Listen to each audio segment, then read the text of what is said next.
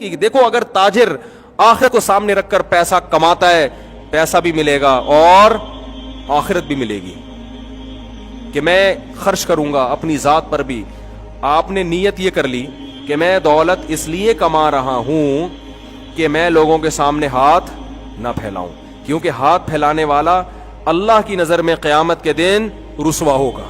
میں اس بے عزتی سے اپنے آپ کو بچاؤں گا، کیونکہ اللہ کو صرف اپنے سامنے ہاتھ پھیلانا پسند ہے، مخلوق کے سامنے اللہ ہاتھ پھیلانے کو پسند بولتے کیوں نہیں بھائی؟ نہیں کرنا.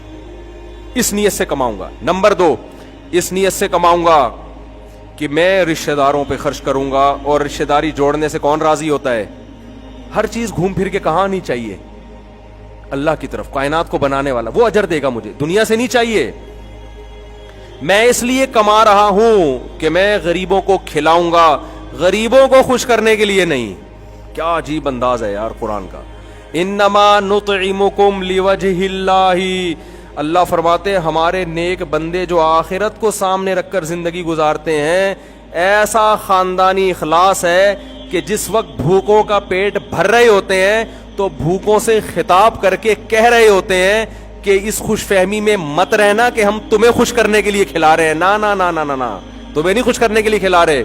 انما نطعمکم لوجہ اللہ، ہم اللہ کو خوش کرنے کے لیے تمہیں کھلا رہے ہیں. اب جب تمہیں خوش کرنا مقصود ہی نہیں ہے تو تم سے اس کا بدلہ بھی ہمیں نہیں چاہیے. کتنا معمولی سا بدلہ شکریہ ہوتا ہے. سب سے کم ترین بدلہ کیا ہے؟ کھانے کے بعد اگلا بول دے تھینک یو. وہ کہہ رہے تھینک یو بھی نہیں کہنا. لا نريد منکم جزاء ولا شکورا، ہم تم سے نہ بدلہ مانگتے ہیں، نہ پیسے، نہ شکریہ مانگتے ہیں. سوال پیدا ہوتا ہے بھائی پھر کھلا کیوں رہے ہو؟ کہتے ہیں انا نخاف من ربنا یوما عبوسا قمطریرا. اصل میں ایک دن آنے والا ہے میدان حشر کا، جس دن لوگ بھوکے بھی ہوں گے، برہنہ بھی ہوں گے، پیاسے بھی ہوں گے. ہمیں خدا نے بتایا ہے کہ جو دنیا میں بھوکوں کا پیٹ بھرے گا، انسانوں کی خواہشات کو پورا کرے گا، کل قیامت کے دن جن مصیبتوں میں عام انسان مبتلا ہوں گے میں اس مصیبتوں سے اس کو نکال لوں گا. حدیث میں آتا ہے نا قیامت میں اللہ اعلان کرے گا کہاں ہیں وہ لوگ جب میں بھوکا تھا تو انہوں نے مجھے کھلایا، کہاں ہیں وہ لوگ جب میں پیاسا تھا تو انہوں نے مجھے پلایا. تو لوگ کہیں گے اللہ تو کیسے بھوکا ہو سکتا ہے؟ اللہ کہے گا میری مخلوق بھوکی تھی، جس نے اس کو کھلایا وہ ایسے ہی ہے جیسے اس نے مجھے کھلایا. رشتہ داری جوڑنا یہ بڑا اہم حکم ہے اسلام کا. خدا کی قسم اگر آپ آخرت کا تصور نہیں ہے نا تو رشتہ داری جوڑنا اس زمانے میں تقریباً ناممکن ہے، کیونکہ مطلب پرست لوگ ہیں. رشتہ دار کا جب تک آپ سے مطلب ہوگا آپ ہٹو بچوں بہت اچھے زندہ باد. جس دن مطلب نہ ہوا وہ ٹھینگا دکھا کے پتلی گلی سے نکل لے گا. بھائی منہ موڑ لیتے ہیں، بہنیں منہ موڑ لیتی ہیں. ابا آج کل لفٹ نہیں کراتے بچہ اگر کما کے نہیں دے رہا. ارے باپ بیٹے کے رشتے سے بھی کوئی مضبوط رشتہ ہوتا ہے، لیکن آج کل سب سے مضبوط رشتہ کیا ہے؟ روکڑا.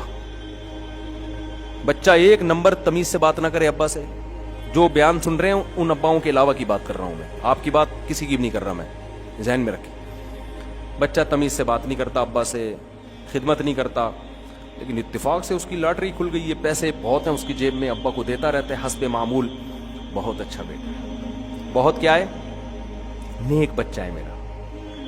چرس پیے، نماز نہ پڑھے، ابا سے بدتمیزی بھی کرے، کوئی بات نہیں بھائی، پیسے کس کے پاس ہیں.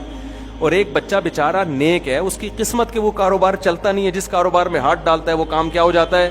ڈوب جاتا ہے. وہ جاب مل نہیں رہی، اس کا قصور نہیں ہے، لیکن وہ بیچارہ پاؤں دبا کے ابا کو خوش کرنے کی کوشش کر رہا ہے.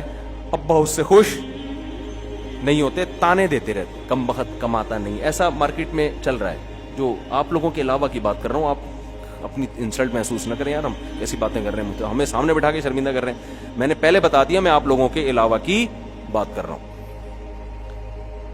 تو حالانکہ بیٹا تو آپ کا کی اولاد ہے نا بھائی. اگر وہ بیچارہ نہیں کما سکتا، بعض لوگوں کا دماغ ہی نہیں چلتا بزنس میں، کوئی بات نہیں یار بیٹا میرا تم سے رشتہ اس لیے تھوڑی ہے کہ تم کما کے کھلاؤ گے، نہیں بھی کھلاؤ اولاد ہو میری تم. تو رشتہ داری جوڑنا اس زمانے میں اگر اللہ کا خوف نہ ہو تو کیا ہے؟ ناممکن. آپ کو رشتہ داروں کے ساتھ اچھے سلوک کا آؤٹ پٹ نہیں ملتا. یہ بتا دوں آپ کو میں، یہ کام وہی کرے گا جو رشتوں کو جوڑتا کس کے لیے؟ بولو نا یار کیا ہو گیا؟ اللہ کے لیے. وہ بھائی سے تعلق اچھا رکھے گا، بھائی کا اس سے اچھا تعلق نہیں بھی ہے یہ گفٹ دیتا رہے گا اس کو. بھائی ہم کس کے لیے کر رہے ہیں؟ اللہ نے حکم دیا رشتے کو جوڑو, بس ختم ہو گئی بات. سل من قطع کا, نبی نے فرمایا جو توڑتا ہے اس سے جوڑو. یہ بڑا مشکل کام ہوتا ہے کہ یار ادھر سے تو کوئی رسپانس ہی نہیں مل رہا اور ہم جوڑیں. تو بھائی جوڑنا ہے, آپ کا جب بلڈ ریلیشن ہے تو آپ کو کیا کرنا ہے؟ رشتے جوڑ کے رکھنے آپ. ہاں ایک بات میں کہتا ہوں کہ اتنا جوڑنے کی کوشش کہ جڑنے کے بجائے اور توڑنا ہی شروع ہو جائے. بعض لوگوں کے مزاج ایسا ہوتا ہے, آپ دو محبت کے بول بولیں تو آگے سے اینٹ کا جواب پتھر سے دیتے ہیں وہ. تو اس میں جتنا چپکو گے نا بجائے فائدے کے الٹا کیا ہوتا ہے, دشمنیاں بڑھتی ہیں. تو اس میں ہم لوگوں کو کہتے ہیں تھوڑا سا ریزرو رہو. مزاج ایسا ہوتا ہے نا کہ ہم کہتے ہیں تھوڑا ریزرو رہو. ویسے پیسوں کے ذریعے, ہدیے کے ذریعے تعاون. تو آپ اگر پیسہ کماتے ہیں, آپ کی نیت کیا ہے؟ آخرت, تو یہ بہت بڑے اجر کا ذریعہ ہے اور آپ کامیاب ہیں.